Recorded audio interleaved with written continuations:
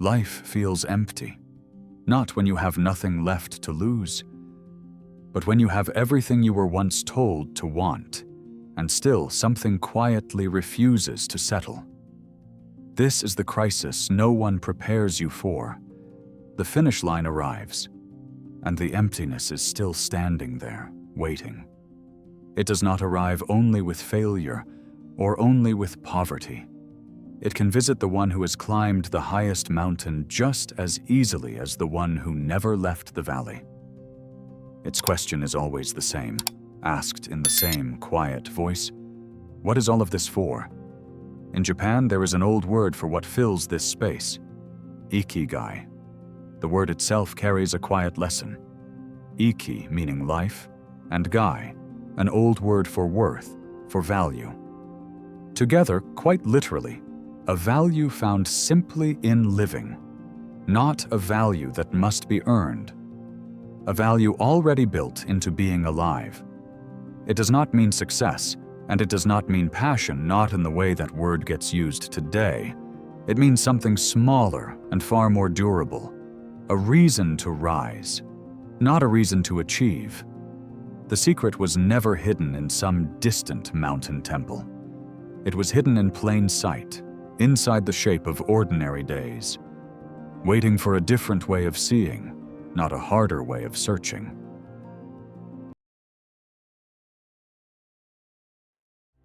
Most people search for purpose the way they search for treasure, something singular, buried in one place, waiting to be dug up once and kept forever. But Ikigai was never built this way. In its oldest sense, it never pointed toward a single career or one grand calling. It pointed toward a feeling, the stillness of preparing a bowl of tea, slowly, without hurry. The small satisfaction of tending a garden, season after season. A single flower blooming beside an old stone, never asking if it matters. Consider the old potter, shaping the same bowl 1,000 times over. He does not search for a different life beyond his wheel. His hands already know the answer his mind keeps searching for. Consider the one who sweeps the temple path each morning before sunrise. No one asks him to hurry.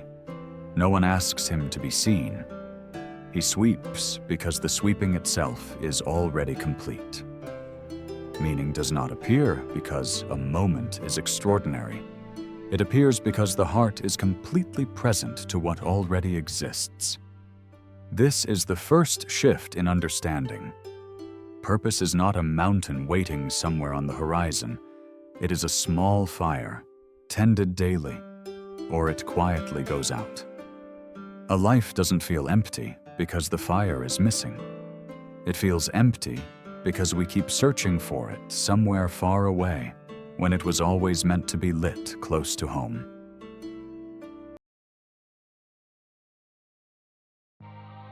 There is a second word worth sitting with. Michi. It means the way, not a road that leads somewhere else, but a road that is the destination itself. This is why so many Japanese arts end in this same word. The way of tea, called sado. The way of flowers, called kado. The way of the brush, called shodo. None of these are named after a finish line. Each one is named after the walking itself. Consider the difference carefully. A goal has an edge. You reach it, and then it is behind you, already emptied of its power. A path has no edge. Each step belongs entirely to itself, with nowhere left to arrive because arrival was never the point. There is an old way of describing how a person walks this kind of path. Shu, ha, ri. Obey the form, break the form, transcend the form. First, the student copies exactly without question. Then, once the form is understood, it may be bent, tested, questioned. Only later does it dissolve completely, until technique and person are no longer separate. Notice what is missing from this teaching. There is no fourth stage called arrival. This is why achievement alone cannot fill an empty life. Achievement is a goal. It ends the moment it is reached, but a path continues. Every single day, in silence, it quietly offers itself again.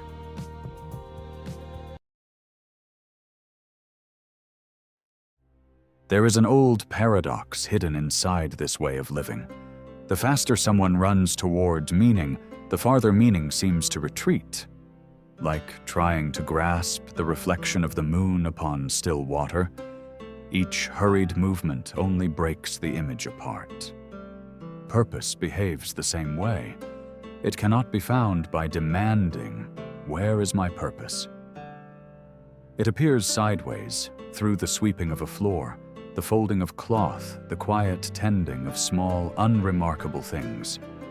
Many imagine that purpose arrives suddenly, like lightning across a dark sky. Yet ancient wisdom rarely celebrates sudden transformation. It honors slow unfolding instead. The opening of a blossom cannot be forced. Even the morning sun never rushes above the mountains. The present moment becomes merely a bridge, never a home, and a traveler who never calls any place home will always believe the next road must contain the answer. This is why so much searching leads nowhere. The searching itself becomes the obstacle. The old teaching was never seek harder. It was simply begin.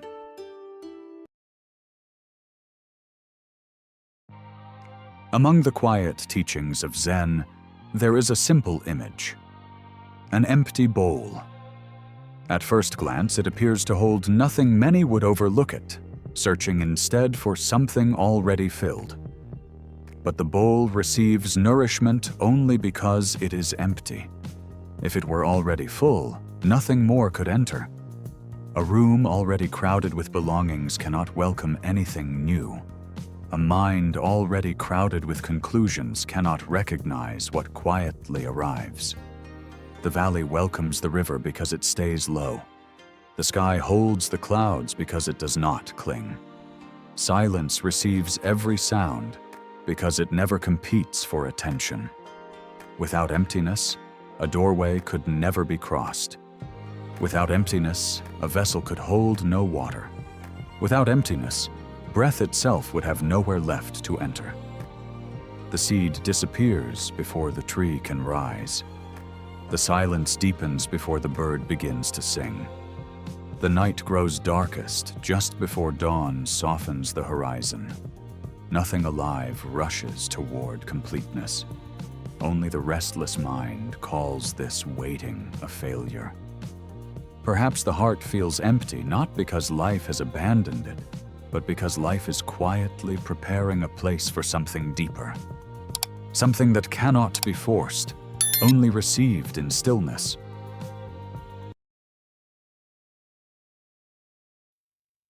There is another word flowing gently beneath this philosophy: Wabi-Sabi.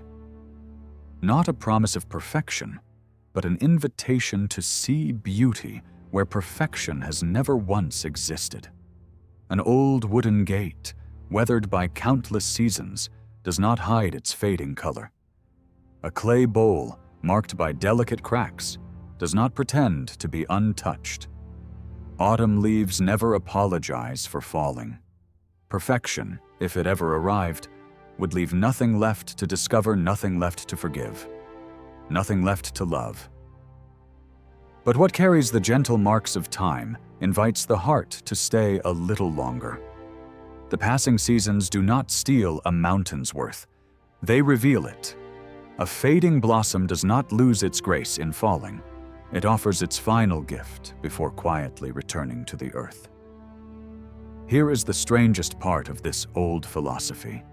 The more devoted a person becomes to their own path, the less finished they tend to feel. This is not failure. This is the mechanism itself, working exactly as it should. A beginner looks at a mountain and believes it can be climbed. Someone further along the same path finally understands its true size and keeps walking anyway. Ordinary ambition burns bright, then burns out, the moment it is satisfied. This older kind of purpose cannot burn out. There is no ending built into it to reach.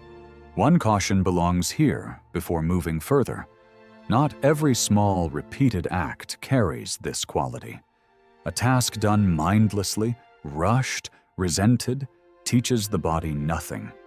It only passes the hours. The same bowl of tea, made once in irritation and once in full attention, is not the same act at all. One empties a moment, the other fills it.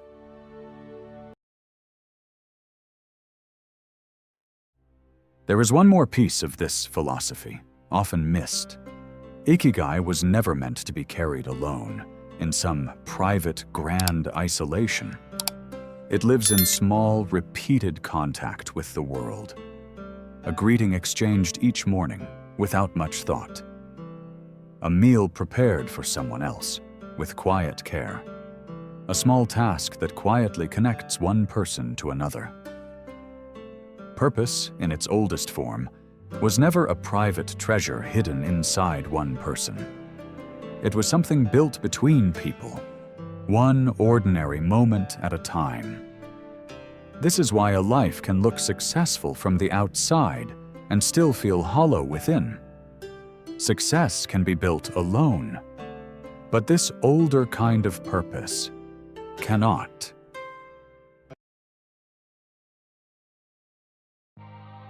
The mountain never left its own Michi to search for another peak. The river never left its own Michi to search for another course. Each walked the only path it had ever known, and never once called it a search. Perhaps the heart was never asked to conquer its purpose, only to remember it. When the noise of endless becoming finally grows quiet, nothing extraordinary appears. No voice descends, no hidden gate opens, no final revelation arrives. There is only an ordinary moment, seen completely. Only one quiet breath, received without resistance. Only one small task, done with the whole of one's attention. Perhaps the emptiness was never a sign that something was missing. Perhaps it was only a signal that you were looking too far away. Not toward some distant horizon, but toward this single, ordinary day. The road and the traveler were never truly separate. They simply forgot they had already become one. What small fire have you stopped tending?